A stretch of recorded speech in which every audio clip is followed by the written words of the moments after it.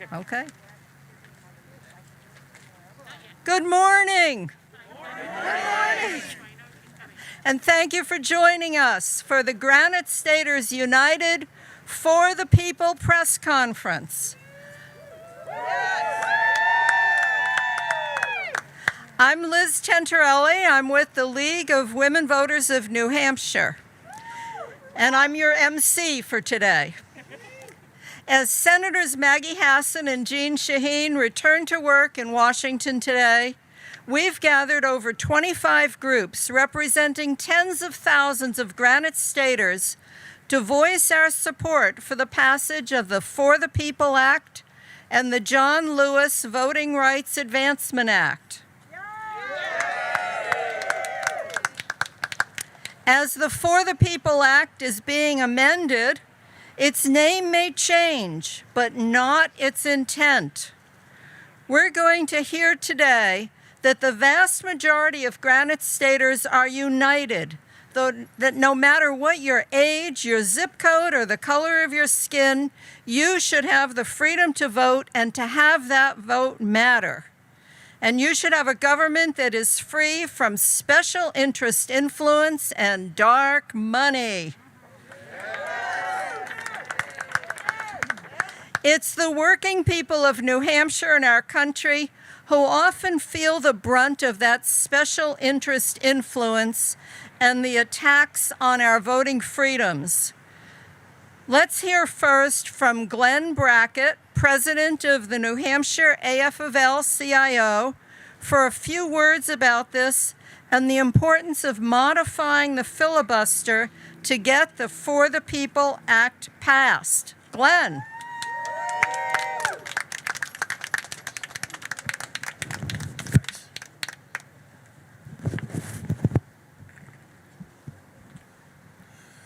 Thank you, Liz. Good afternoon, everybody. As Liz said, my name is Glenn Brackett. I'm the president of the New Hampshire AFL-CIO. It's funny, I got prepared remarks here this morning, but a couple of things have occurred to me, just from the fact is I watch TV too much sometimes, and I see what is happening in this country. Everybody has their own point of view. Everybody believes that freedom is an individual choice. There are things that have to be done in this country that is right for this country. There are things that have to be done in this country that supersede individual rights. This year, we have had the chance to pass the most sweeping pro-worker legislation in decades, the Richard L. Trumka PRO-Act bill. And to pass this bill, thank you. And to pass this bill, we need to end the filibuster logjam in D.C., and we need to get this done, not just for PRO-Act, but for voting rights, for gerrymandering. We need to let the people be represented in Washington, not corporations.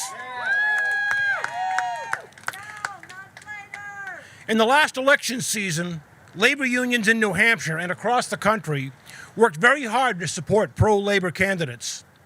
Our efforts helped to guarantee that Washington would see the most pro-union administration in years and pro-labor majorities in both the House and the Senate. The Biden administration has come through for workers over and over again, and bills that make workplace safer and fairer have repeatedly passed the House thanks to support of people like our own Chris Pappas. Thank you, Congressman Pappas, for all you've done. But in spite of the unambiguous decisions by the American people to put the power in the hands of pro-working family majorities, crucial parts of our agenda remain stalled. The Richard L. Trumka Protecting the Right to Organize Act, which would be the single largest labor law reform in decades, easily passed the House, but is stuck behind the threat of a Senate filibuster. Why? Why? Absurd Senate archaic rules is why. Right now, because of the filibuster, a minority of senators can stop the full Senate from acting on bills such as the PRO Act or the Butch-Lewis, bills that enjoy the support of the majority of the public. Right now in this country, Over 41 million more people are represented by pro-worker senators in D.C. than their anti-labor counterparts. 41 million people. But we have the opportunity to change this and let the majority rule in Washington again. In New Hampshire, we understand what democracy means. We approve town budgets by a Democratic vote every spring. We elect the third largest English-speaking legislature in the world, so every neighborhood can have their voice heard in the state capitol. We can defend a democracy across the country by passing the For the People action and the John Lewis Voting Rights Advancement Act. Let's bring the same commitment to democracy in Washington that we have here in New Hampshire. Let's end the ridiculous filibuster logjam. Let's pass the PRO Act, and let's put government back into the hands of working families again. Thank you very much.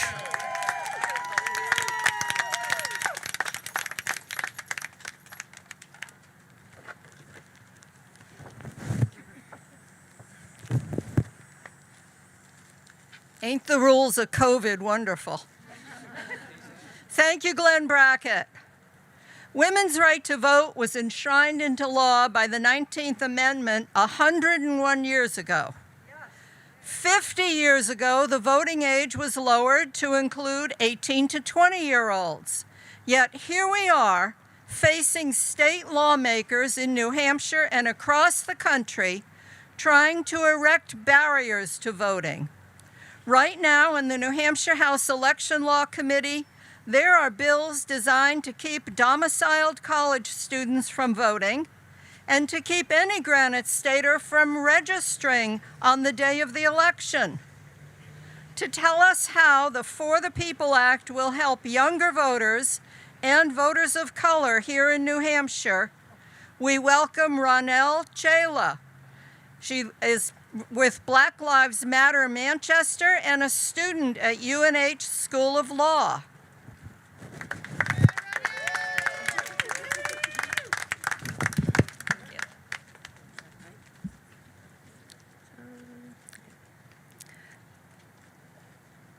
Sorry, I have my speech on my phone and the sun. Good morning, everyone. My name is Ronelle Chela, and I am co-founder of Black Lives Matter Manchester, and I'm excited to be speaking with you today in anticipation of the next step in our fight for federal voting rights legislation. This past year, myself, along with the other members of Black Lives Matter Manchester, organized several Get Out the Vote efforts geared towards the Black community.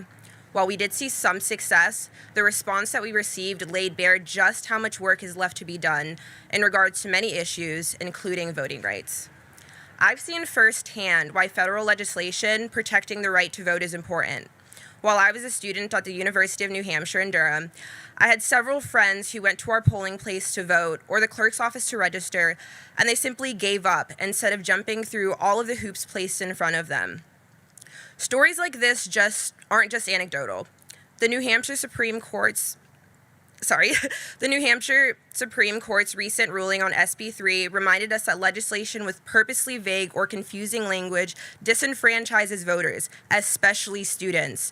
And yet, Republicans in the legislature continue to push more anti-voter legislation in bills like HB 554, another bill filled with confusing language aimed at college students. The House Election Law Committee will be taking up this anti-voter bill and others later in the fall, and it's clear that these attacks on voting aren't slowing down. Voices like mine and other young students of color matter, and our stories remind us why federal voting rights legislation, like the For the People Act, is so necessary.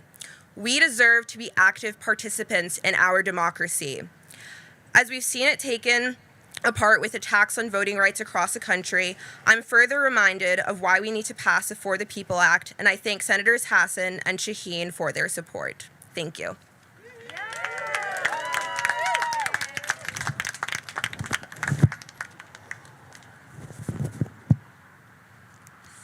Thank you, Ronelle. The For the People Act and the John Lewis Voting Rights Advancement Act will work together to set nationwide standards for elections and protect voters in all states from efforts to take away that freedom.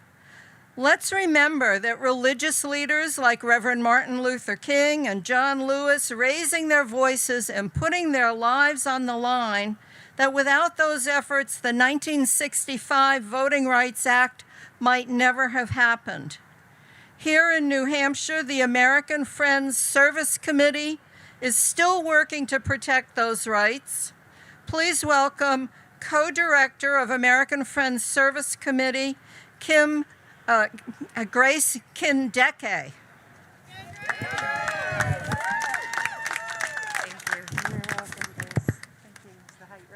No.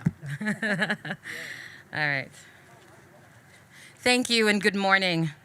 The For the People Act will ensure that all Americans can vote without deliberate barriers to voting. It protects same-day registration, and it makes sure everyone who is eligible to vote can vote without the discriminatory use of provisional ballots, and it expands mail-in voting, which is proven to help voters safely and securely vote from their own homes. We believe that all individuals should have access to a voice and a vote in our participatory democracy without oppression or obstacles. And we thank our senators and our representatives for their co-sponsorship of For the People Act. And we urge them to do everything in their power and influence to ensure that S1 becomes law this year.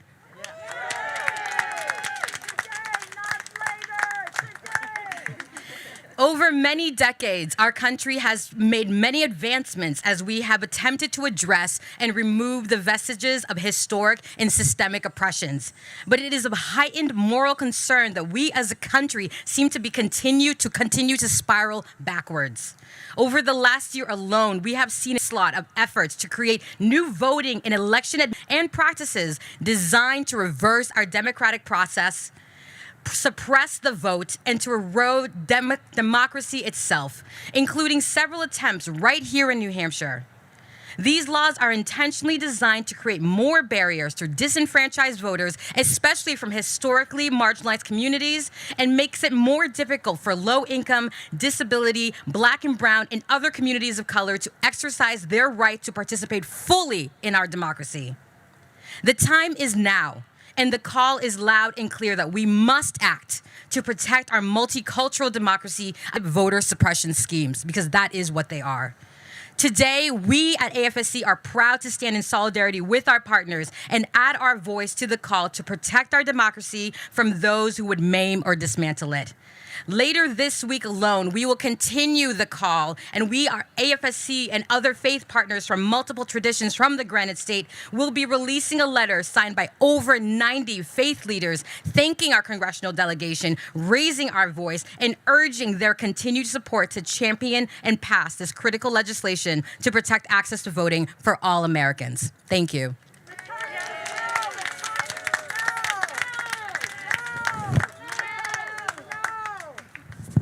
Good.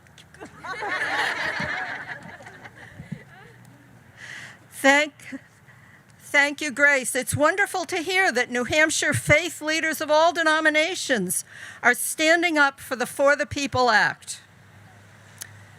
Coretta Scott King said, "The failure to invest in youth reflects a lack of compassion and a colossal failure of common sense."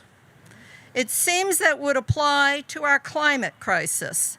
Our next speaker, Katie Lessard, attends Bow High School.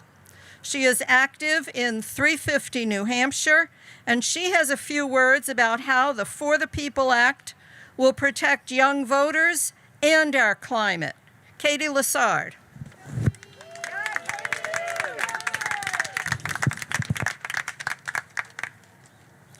Hi, everyone. My name is Katie Lessard. I'm a youth fellow with 350 New Hampshire, and I'm a high school student from the town of Bow, New Hampshire, which is home to the Merrimack Power Station, the last major coal plant in New England without a shutdown date. This coal plant causes air and water pollution in my community, leading to serious health problems such as asthma, cancer, brain damage, and more. Health problems that can alter the lives of my friends, my family, and my neighbors. Problems that there would be no concern for if our democracy were structured fairly. In fact, for 45% of active coal plants in America, it would be cheaper to build new renewables than it would be to continue to run the existing coal plant. Yet this change has not been made. Not only would this change protect local ecosystems, prevent major life-threatening problems for people, and prevent the impending climate crisis, but it would actually be in the economic interest for the companies running the plants. How could our democracy have gotten to a point where a system that works for virtually none of the players in a situation has been allowed to be perpetuated? This corruption has taken a government that is supposed to be of the people and has made it to work for only a handful of individuals. In fact, only 12 mega donors and their spouses, a total of 19 individuals, accounted for about 1 in every $13 in federal policies from between January 2009 and December 2020. This is unacceptable. Structural changes have to be implemented to prevent these closed-door deals and corrupt money plays that allow the voices of a few to trump the dire needs of many. Restructuring campaign finance in the way that the For the People Act does can help alleviate these problems. Further, many people living in highly polluted areas are even more underrepresented in their government. Highly polluted areas are disproportionately found in low-income communities, particularly those with higher populations of BIPOC, and there are further ways these voices are silenced in politics. For example, policies causing extreme waiting times for voting can make voting inaccessible for these communities, as people have to deal with things such as childcare in their jobs. This problem is only exacerbated by the recent move by the GOP to counter absentee ballots, a move that could make voting accessible for so many more people. The same populations who most direly need their voices heard are affected the worst by our current voting policies, and this has to change. Additionally, current policies such as the filibuster can prevent necessary urgent policies from being passed timely.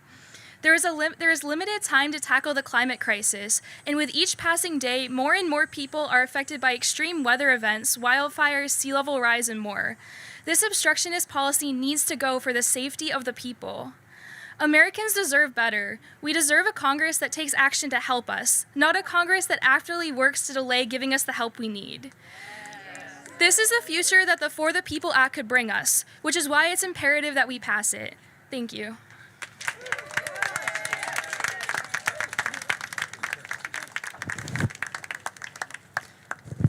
Thank you, Katie. You know, we're depending on young people like you to hold our legislators' feet to the fire now and in the decades to come.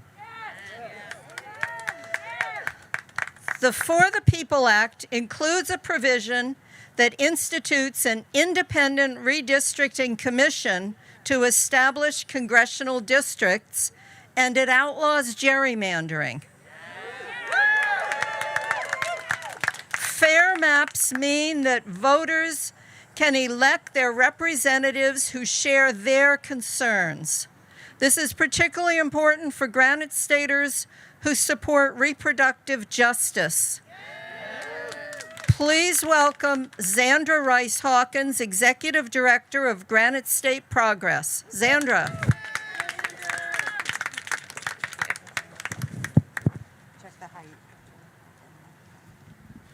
Thank you.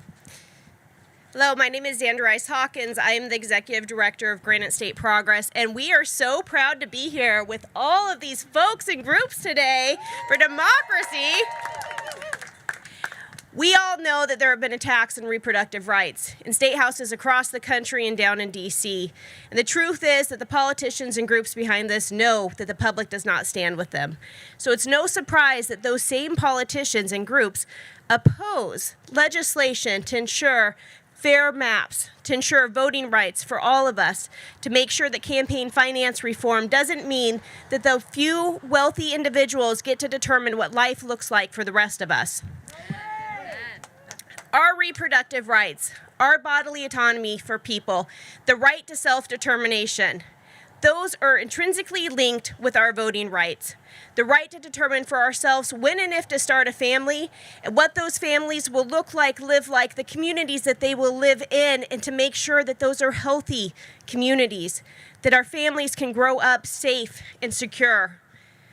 The same people, these few wealthy, powerful interests who are opposed to these reforms, do not want to see a full, multiracial, strong, healthy democracy. And it is our job here today and every day to say that we demand that our voice is heard in our country, that we demand our rights at the voting box, and that we expect our elected officials to represent the true values that represent our families.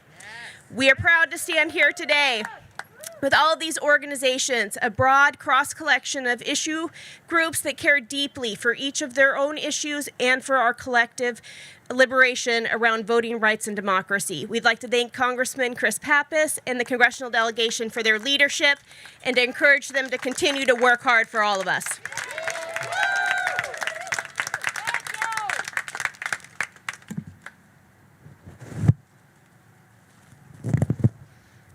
Thank you, Zandra. My organization, the Nonpartisan League of Women Voters, has been fighting for over 100 years for all women to have a voice in making the laws that govern us. The For the People Act and the John Lewis Voting Rights Advancement Act will get us closer to that goal. Many in Congress support the For the People Act and the John Lewis Voting Rights Act. Our final speaker is not only a supporter of those crucial bills, but a champion of them as well. Please welcome New Hampshire's own Congressman Chris Pappas.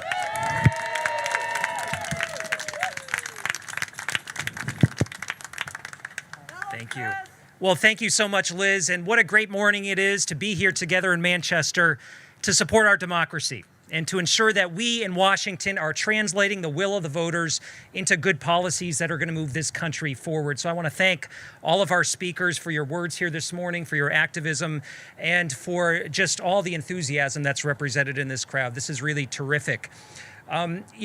This coalition that has brought us here together this morning is dedicated to ensuring the right to vote is not infringed, and that we're doing all we can to pass legislation in Washington to protect that right to vote, to guarantee free and fair elections, and to get the undue influence of big special interest money out of our electoral system once and for all.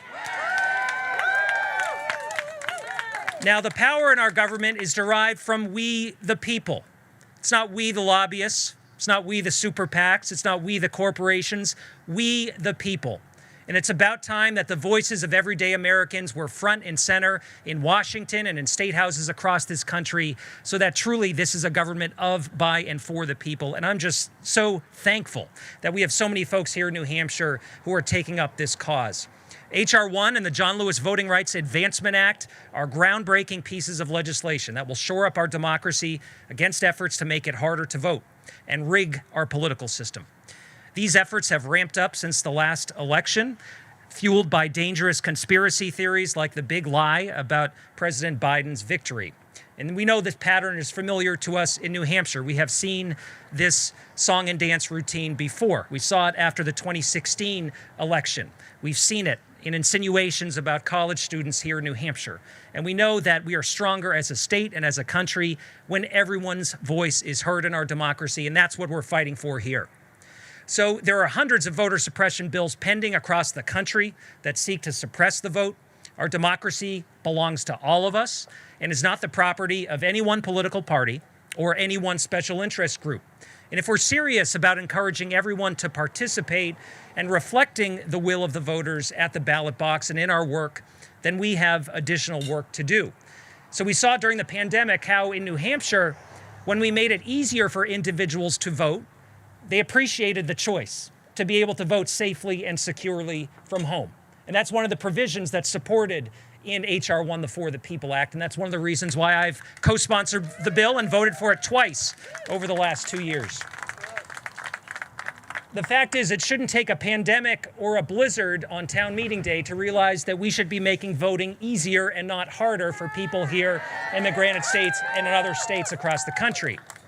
H.R. 1 and H.R. 4, the John Lewis bill, have a number of provisions that would accomplish this, from automatic registration to early vote and removing practices that are known to put up barriers for individuals to access the right to vote.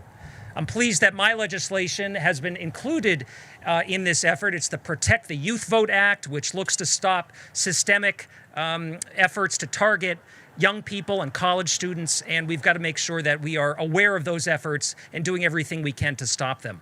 Other critical provisions in the bill will limit the influence of dark special interest money and to take on corruption. And as has been mentioned, we find ourselves in a redistricting year, and we know how important it is for New Hampshire and for the other 49 states to have fair maps when it comes to their congressional representatives and their state and local officials. Yes. Look, gerrymandering is wrong when Republicans do it, and it's wrong when Democrats do it. And these bills would address both of those scenarios, and that's why I'm such a passionate supporter of them. We've got to put the power of our democracy into your hands, and to make sure that politicians aren't picking our elected officials, that you all are picking our elected officials. So I continue to urge my colleagues, Senator Hassan and Senator Shaheen and others in the Senate, to pass these bills. I think we're hearing some good news coming out of the Senate of a compromise and a path forward, potentially to a vote this week on the For the People Act and the John Lewis Voting Rights Act, and I continue to hope that the Senate can find a way forward here. Look, only when we give everyone a seat at the table are we truly going to live up to our full potential as a nation. It's been mentioned here today in terms of some of the issues that voters are clamoring for, whether it's action on climate change, whether it's health care, whether it is access to reproductive rights. It's important that we're reflecting the will of the voters, and the way we do that is by ensuring each and every person can vote and each and every person is heard. So I hear you, and I hope that my colleagues in Washington will continue to hear you and the need to get something done here. Look, in my time in the House, it was a true honor to be able to serve alongside John Lewis. He was a hero. He represented the moral compass, not just of the Congress, but of the country. And he would often say that his journey was not the journey of a day, a week, a month, or a year. It was the journey and the struggle of a lifetime. Unfortunately, he's left us. And so that struggle is now our struggle. We have to carry that forward to truly make sure this is a country that reflects the dignity of our people and the voices of each and every person in our country. We can do this. This is not just the right thing to do and the American thing to do, it's also the popular thing to do. The people of New Hampshire stand with you all, and I'm just really pleased to be able to reflect that in our work in Washington. Thank you for coming out here today, and thank you, Liz, for putting this together.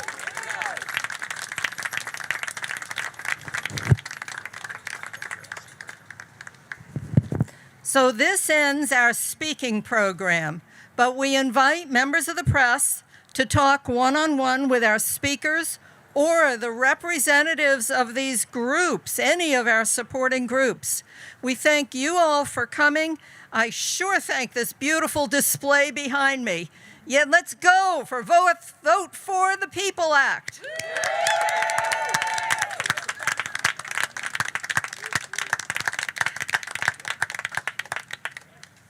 Thank you so much. Thank you.